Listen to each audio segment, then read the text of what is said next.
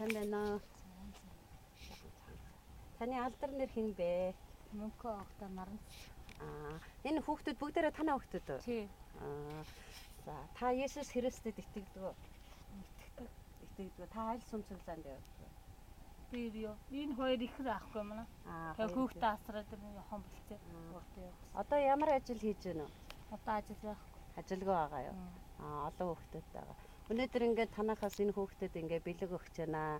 Солонгост байгаа Монгол пастор удирдагчдын нөхөрлийн дэргэдэх дуудлагын гэрэл сан гэдэг байгууллагаас өгж байгаамаа. Таны сэтгэл ямар байна вэ? Өндөр байна.